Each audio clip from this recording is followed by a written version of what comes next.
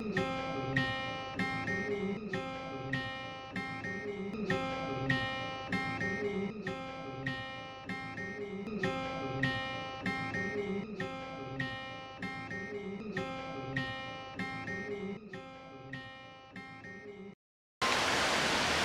students of class 9 and later audience, good morning.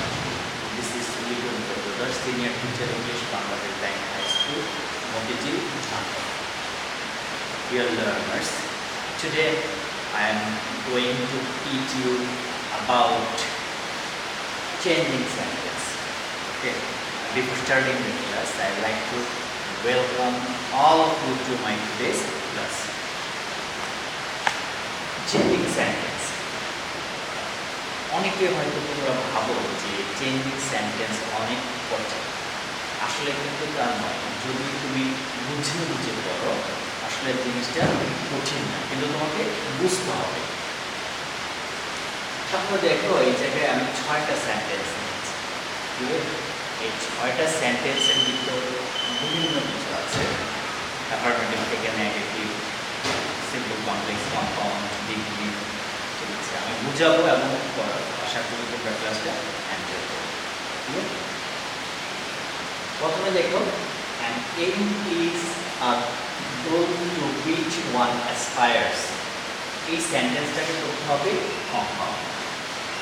এখানে প্রাসঙ্গিকতা আমি বলে রাখি, already I have taken some classes on changing sentences.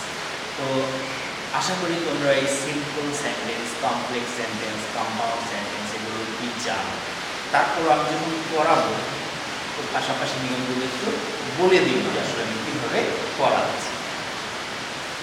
An aim is a goal to which one aspires. আমরা এটাকে কী করবো? Compound. এখন আমার কম্পাউন্ড করতে গেলে কী লাগবে? দুইটা ক্লজ, ঠিক আছে, আর মধ্যে লাগবে অ্যান্ড, বাট অথবা অর। তো আমার এই জায়গায় বাট এবং অর লাগবে না। তোমরা বাট একটা নিয়মে আমরা বসাই আর অর একটা নিয়মে বসাই, এটা জানি। আর সব ম্যাক্সিমাম ক্ষেত্রে আমরা কি বসাই? অ্যান্ড বসাই। বাট বসাই যখন ডোয়াল থাকে তখন, ঠিক আছে। আর আমরা অর বসাই যখন আনলেস অর ইফের পরে নেগেটিভ থাকে তখন আমরা কি বসাই? অর বসাই। ওই দুইটা নিয়ম বাদে আমরা সবসময় অ্যান্ড ইউজ করি। এখন দেখো, আমার মেইন টার্গেট হচ্ছে দুই পাশে দুইটা ক্লজ তৈরি করা। তাহলে আমার my aim is an aim is a goal. এখানে আমার এই প্রিন্সিপাল ক্লজ যেটা আমি লিখে দিলাম, an aim is a goal. Clear? দেখো এটা আমার একটা ক্লজ হয়ে গেল অ্যান্ড। এখন এই জায়গা থেকে আমার ক্লজ তৈরি করতে হবে। তাহলে আমার ক্লজ তৈরি করতে গেলে প্রথমে কি লাগবে? সাবজেক্ট। সাবজেক্ট আমার ওয়ান আছে, ওয়ান। তারপরে কি লাগবে? ভার্ব লাগবে। দেখো অ্যাসপায়ার্স, ভার্ব আছে। এখন টু হুইচ, এই ক্লিয়ার? টু হুইচ দ্বারা কাকে বোঝানো হচ্ছে? হুইচ মানে এমকে বোঝানো হচ্ছে বা গোলকে বোঝানো হচ্ছে, মানে এমটাই হচ্ছে গোল। ওয়ান অ্যাসপায়ার্স টু, এখন তুমি এই গোলের পরিবর্তে বা এই এলিমের পরিবর্তে এইট লিখতে পারো। এখন দেখো, an aim is a goal and one aspires to it. Clear? আমি কম্পাউন্ড সেন্টেন্স করে ফেললাম। এখন আমি যে বললাম, তুমি যখন দেখবে বোঝার চেষ্টা করবে। এখানে মেমোরাইজেশনের কিছু, ল্যাঙ্গুয়েজটা হচ্ছে তোমাকে বুঝতে হবে। ক্লিয়ার? এখন দেখো, আমার যে সেন্টেন্সটা ছিল তার স্ট্রাকচারের পরিবর্তন হয়েছে, বাট তার যে মূল অর্থ তার কোনো পরিবর্তন হয়নি। তাহলে আমার চেঞ্জিং সেন্টেন্সের মানে যে পরিবর্তন আমরা করবো, যখন চেঞ্জিং সেন্টেন্স করবো তখন কিন্তু তোমাদের মাথায় রাখতে হবে যে আমার স্ট্রাকচারের পরিবর্তন হবে। ঠিক আছে? কিন্তু মূল যে অর্থ সেটার কোনো পরিবর্তন ঘটবে না। তাহলে an aim is a goal and one aspires to it. আচ্ছা, আমার কম্পাউন্ড সেন্টেন্স আমি করে ফেললাম, এন্ড দ্বারা যোগ করলাম, দুই পাশে দুইটা ক্লজ তৈরি করলাম। আশা করি এটা তোমরা বুঝেছো। এখন next one,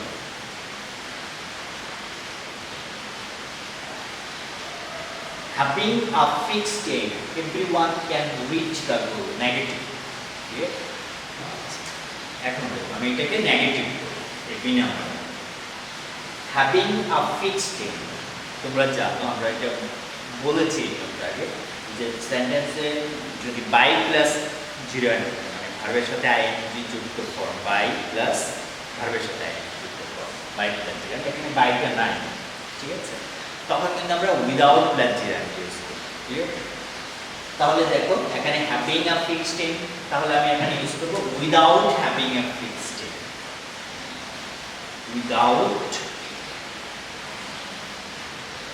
without having a fixed aim without having a fixed aim everyone can reach the goal তার মানে যদি ফিক্সড এম থাকে সবাই লক্ষ্যে পৌঁছতে পারে without having a fixed aim that means যদি কোনো ফিক্সড এম না থাকে নির্দিষ্ট লক্ষ্য না থাকে তাহলে কেউ পৌঁছতে পারে না তাহলে everyone এর জায়গায় হবে none can reach the goal এখন দেখো অর্থটা মিল আছে having a fixed aim নির্দিষ্ট লক্ষ্য থাকলে everyone can reach the goal সবাই লক্ষ্যে পৌঁছতে পারে ঠিক আছে নির্দিষ্ট কোনো এম থাকে আর without having a fixed aim যদি নির্দিষ্ট কোনো টার্গেট বা লক্ষ্য না থাকে none can reach the goal কেউ লক্ষ্যে পৌঁছতে পারে না স্ট্রাকচারের পরিবর্তন হয়েছে কিন্তু মূল যে অর্থটা ছিল সেটা কিন্তু একই আছে ক্লিয়ার তাহলে দেখো আমি এই জায়গায় উইদাউট প্লাস ভার্বের সাথে যে আইএনজিটা যুক্ত করেছি আর লাস্টের অংশটা নেগেটিভ করেছি everyone এর জায়গায় আমি নান ইউজ করে দিয়েছি নেগেটিভ হয়ে গেছে তাহলে এটা হলো নাও থার্ড নাম্বার সি এবার সি নাম্বারে an aim is one of the most calculative targets in our life comparative degree এখন আমি যে comparative degree করব এটা যে superlative ডিগ্রিতে আছে এটা আমি বুঝি আগে কেন আছে এই জায়গায় দেখো one of the আছে আর most calculative adjective এর superlative form আছে an aim is one of the most calculative targets in our life এখন আমি সুপারলেটিভ আছে দুইটা বৈশিষ্ট্য আমি খুঁজে বের করলাম এই দুইটা বৈশিষ্ট্য থাকার কারণে সেন্টেন্সটি সুপারলেটিভ এখন আমাকে কি করতে হবে কম্পারেটিভ এখন যদি আমি কম্পারেটিভ করতে চাই তাহলে আমাকে কি করতে হবে আমাকে কম্পারেটিভ সেন্টেন্সের বৈশিষ্ট্য এখানে নিয়ে আসতে হবে তাহলে সুপারলেটিভে ওয়ান অফ দ্য থাকে আমি কম্পারেটিভে নিলে এটা থাকবে না এটার কম্পারেটিভ ফর্ম হচ্ছে more calculative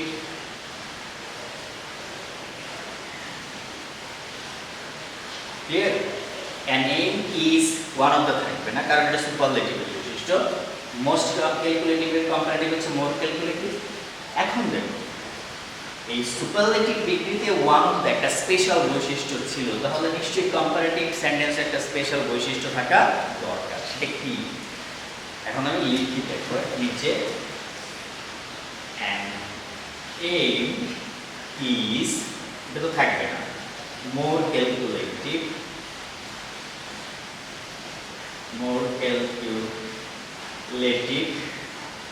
okay an aim is more calculative এখন কম্পারেটিভ একটা বৈশিষ্ট্য থাকবে এখানে হবে then most other targets in our life here দেখো সুপারলেটিভের বৈশিষ্ট্য কম্পারেটিভে থাকবে না কম্পারেটিভ ডিগ্রিতে কম্পারেটিভ ফর্ম বসছে বসাইলাম এখন অতিরিক্ত একটা বৈশিষ্ট্য হচ্ছে দ্যাট মোস্ট আদার এখন প্রশ্ন জাগতে পারে যে স্যার এই দ্যাট মোস্ট আদার বসবে এটা আমি জানবো কিভাবে যদি এই সুপারলেটিভ ডিগ্রিতে ওয়ান অফ দ্য থাকে তখনই কম্পারেটিভ ডিগ্রি করে দ্যাট মোস্ট আদার এখানে যদি দা থাকতো তাহলে এখানে দেন এনি আদার দা থাকলে হয় then any other or one of the থাকে দেন মোস্ট আদার বা দেন মেনি আদার এটা তোমাকে শিখতে হবে জানতে হবে তাহলে দেখো আমার উত্তরটা হয়ে গেছে ঠিক উল্টাটা যদি তোমাকে বলতো ধরো এই কম্পারেটিভটা দিচ্ছে সুপারলেটিভ তখন আবার এই মোর কম্পারেটিভের সুপারলেটিভ হতো মোস্ট, মোর ক্যালকুলেটিভের সুপারলেটিভ হতো মোস্ট ক্যালকুলেটিভ। তখন তোমাকে জানতে হতো কম্পারেটিভের যেমন দেন মোস্টটা দাঁড়াচ্ছে, এটার পরিবর্তে এখানে সুপারলেটিভ ডিগ্রি রাখে ওয়ান অফ দ্য, তখন আবার এটা বাদ। জাস্ট তুমি যদি একেবারে সিম্পলি ভাবো, তোমার কাছে একেবারেই সিম্পল, ঠিক আছে, জটিলভাবে ভাবার কোনো দরকার নাই। ঠিক আছে, আশা করি বুঝেছো এটা।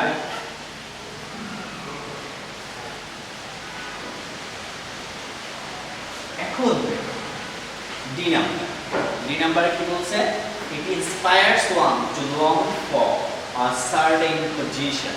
ক্লিয়ার, এটাকে আমরা করবো কমপ্লেক্স। এখন কমপ্লেক্স মানে তো তোমরা জানো, আগেই বলেছি আমি যে সিম্পল কমপ্লেক্স কম্পাউন্ডের উপর অলরেডি ক্লাসও করেছি। কমপ্লেক্স মানেই হচ্ছে দুইটা ক্লজ থাকবে, একটা সাবঅর্ডিনেট ক্লজ, একটা প্রিন্সিপাল ক্লজ। আর আমি এটা বলেছিলাম যে সিম্পল কমপ্লেক্স কম্পাউন্ড হচ্ছে আসলে ক্লজ ভাঙা গড়ার খেলা, ক্লজ তৈরি করতে হবে অথবা ক্লজকে ভেঙে ফ্রেশ তৈরি করতে হবে, জাস্ট এই গেমটাই এখানে চলে। Clear, it inspires one to long for a certain position. এখন আমি এটাকে কমপ্লেক্স করব। এখন কমপ্লেক্স করতে হলে তো আমাকে প্রথমে প্রিন্সিপাল ক্লজটা রেখে দিই। দেখো, it inspires one, ডি নাম্বারের অ্যানসারটা আমি লিখছি, it inspires one, inspires মানে অনুপ্রাণিত, right, inspires one to long for, দেখা এখানে টু আছে, তাহলে আমরা জানি টু থাকলে সাধারণত আমরা ওই জায়গায় সো দ্যাট ইউজ করি। ঠিক আছে, তাহলে দেখো too long for a certain position, তাহলে টু এর জায়গায় কি হবে, সো দ্যাট। বাই অর্ডার দেখলে কি হবে, সো দ্যাট। তাহলে এখন আমি সো দ্যাট লিখে ফেললাম, এখন আমার সাবজেক্ট লাগবে। তাহলে দেখো, it inspires one to long for a certain position, তাহলে এখান থেকে আমরা সাবজেক্ট নিতে পারি ওয়ান। যেহেতু ইট ইন্সপায়ার্স ওয়ান, ওয়ান মানে একজন ব্যক্তিকে অনুপ্রাণিত করে, তাহলে আমরা সাবজেক্টে ওয়ানে নিয়ে নিলাম, সো দ্যাট ওয়ান। একটা তোমরা সবাই জানো যে সো দ্যাটের পরে সাধারণত সাবজেক্টের পরে ক্যান অথবা মে, কুড অথবা মাইন্ড বসে। এখন ক্যান কুড মে মাইন্ড এটা কিন্তু ডিপেন্ড করে প্রথম অংশের যে টেন্স তার উপর। দেখো এখানে আছে ইন্সপায়ার্স প্রেজেন্ট টেন্স, এই জন্য আমি এখানে ক্যান ইউজ করছি। এটা যদি পাস্ট থাকতো তাহলে আমি কুড ইউজ করতাম, so that one can. Here, long for a certain position. Complex হয়ে গেল, it inspires one so that one can long for a certain position. Long for হচ্ছে একটা ফ্রেজাল ভার্ব, মানে আকাঙ্ক্ষা করা। ক্লিয়ার, তাহলে দেখো আমরা নিয়মটা কি শিখলাম, যে যখন টু থাকবে, অ্যাকচুয়ালি টু খালি থাকলেই হবে না, যেমন আই গো টু স্কুল ওই জায়গায় তো টু আছে, এরকম টু থাকলে হবে না। টু হচ্ছে যখন আমি যে প্রথম কাজটা করব তার পারপাস যদি সেকেন্ড কাজটা, মানে উদ্দেশ্য রেজাল্ট যদি আমি সেকেন্ড কাজ দিয়ে পাই, যেমন I went to New Market to buy some books, to buy, New মার্কেটে কেন গেলাম, টু বাই কিনতে, সাম বুকস, তাহলে আমার প্রথমটা যাওয়ার উদ্দেশ্য হচ্ছে বই কিনা। উই রিড বুকস, আমরা বই পড়ি, কেন পড়ি, টু গেইন নলেজ, তাহলে আমার বই পড়ার উদ্দেশ্য হচ্ছে জ্ঞান অর্জন করা। জাস্ট ওই রকম টু যখন থাকবে তখন ওই টু এর জায়গায় so that by in order then. এই যে দেখো আমি এখানে সো দ্যাট বসালাম, এখন আমার ক্লজ তৈরি করতে হবে। এখন ক্লজ তৈরি করতে হলে আমার সাবজেক্ট লাগবে, ভার্ব লাগবে, ঠিক আছে, তাহলে সাবজেক্ট আমি ওয়ান আনলাম। এখন আমি জানি সো দ্যাট এর পরে যদি সাবজেক্ট বসে, ওই সাবজেক্টের পরে ক্যান কুড মে মাইট একটা বসাতে হবে, it's must, it's a must, অবশ্যই বসাতে হবে। ঠিক আছে, এখানে এটা প্রেজেন্ট টেন্স, তাই আমি ক্যান ইউজ করলাম, তারপর ভার্বের প্রেজেন্ট ফর্ম বাকি অংশটা লিখে দেব। এখন যদি ঠিক উল্টাটা আসে, আবার সো দ্যাট এর জায়গায় কি বসাবা, টু বসাবা, এই সাবজেক্ট ক্যান বাদ দিবা, ভার্ব থেকে শুরু করে বাকিটা দেব। আমি বারবার তোমাদের এই কথাটাই বলবো যে তুমি একেবারে ইজিলি চিন্তা করে করো, দেখবা তোমার কাছে সহজ মনে হবে। ক্লিয়ার, আর যত এটাকে কমপ্লিকেটেড ভাববা ততই তোমার কাছে কমপ্লিকেটেড বা জটিল মনে হবে।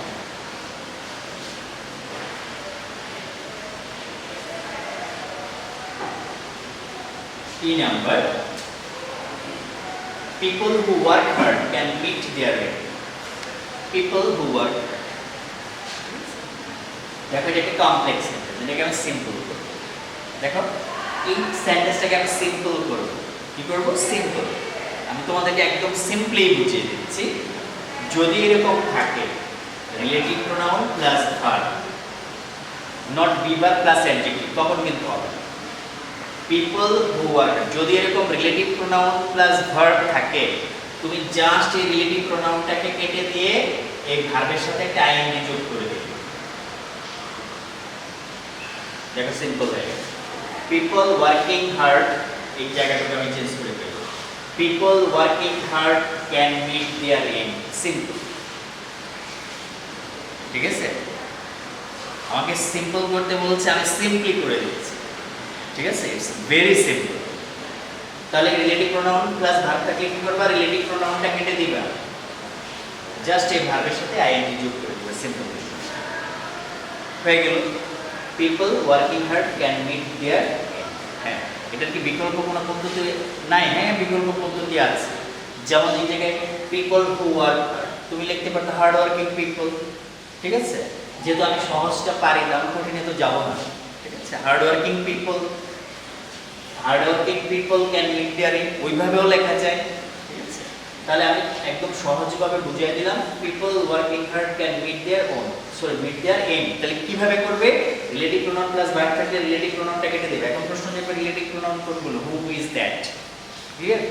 কেটে দিবে, ভার্বের সাথে আইএনজি যোগ করবে। কিন্তু আমি আবার এই জায়গায় বলে রাখি, relative pronoun plus be verb main verb পরে যদি অ্যাডজেক্টিভ থাকে তখন কিন্তু হবে না, এই নিয়মটা প্রযোজ্য না। জাস্ট রিলেটিভ প্রোনাউন বা মেইন ভার্ব মানে ভার্ব যখন এরকম থাকবে তখন এই নিয়মটা প্রযোজ্য।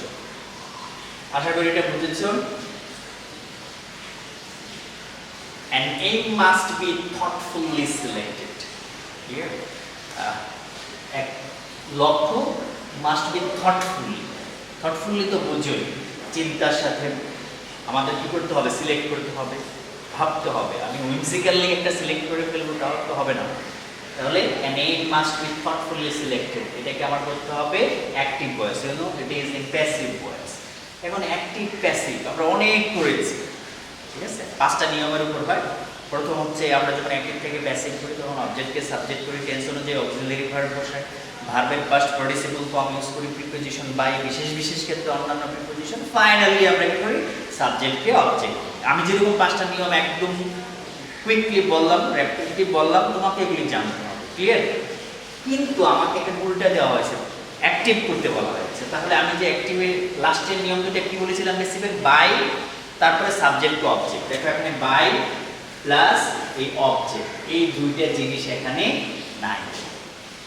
না থাকলে কি করব? না থাকে তোমাকে যুক্তিসঙ্গত একটা অবজেক্ট ধরে নিতে হবে, clear? An aim must be thoughtfully selected by plus অবজেক্টটা দেওয়া নাই থাকতে পারে, ঠিক আছে? নাথিং টু বি ওরিড, কোনো টেনশনের দরকার নাই তোমার, ঠিক আছে? এখন তুমি এই জায়গায় কি করবে? যদি না দেওয়া থাকে যুক্তিসঙ্গত একটা অবজেক্ট ধরে নিবে। An aim must be thoughtfully selected by one. আমরা এতক্ষণ অনেক জায়গায় ওয়ান সাবজেক্ট হিসেবে ইউজ করেছি, বাই আস, ঠিক আছে? এই প্যাসেজে যেহেতু ওয়ান বারবার ছিল আমরা ওয়ানটাই ইউজ করি, ক্লিয়ার? এবার তোমার নিয়মটা কি? আমরা অ্যাক্টিভ থেকে প্যাসিভে যেভাবে যাব, আবার প্যাসিভ থেকে অ্যাক্টিভে একইভাবে ফিরে আসবো। আমি যদি এক জায়গায় যাইতে জানি, আবার ফিরেও আসতে পারা উচিত, ঠিক আছে? তাহলে আমরা কি লিখবো? ওয়ান, অবজেক্টকে সাবজেক্ট করলাম, মাস্ট বি। এবার দেখো এখানে মাস্ট বসবে। আমি বলেছিলাম সেকেন্ড রুলটা ছিল টেন্স অনুযায়ী অক্সিলারি বসে। তোমরা এই নিয়মটাও জানো, যখন কোনো মডেল অক্সিলারি থাকে তখন তারপরে বি বসে। তাহলে আমি তো যাচ্ছি এখন অ্যাক্টিভে, তখন এই বিটাকে আমার কি করতে হবে? অ্যাভয়েড করতে হবে, এই বিটা থাকবে না, ওয়ান মাস্ট, ঠিক আছে? এখন থটফুলি এখানে আছে, দেখো ওয়ান মাস্ট থটফুলি,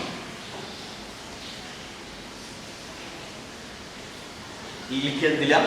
এখন মাস্ট, আমরা জানি সকল মডেল অক্সিলারিতে অ্যাক্টিভ ভয়েসে ভার্বের প্রেজেন্ট ফর্ম বসে, মডেল অক্সিলারি থাকে তারপর প্রেজেন্ট ফর্ম। তাহলে সিলেক্টেড প্রেজেন্ট ফর্ম হচ্ছে সিলেক্টেডের select, one must thoughtfully select an aim, finally সাবজেক্টকে অবজেক্ট। দেখো how easy it is, everything is easy if you think easy. Right? One must thoughtfully select and aim. তাহলে আশা করি তোমরা বুঝেছো।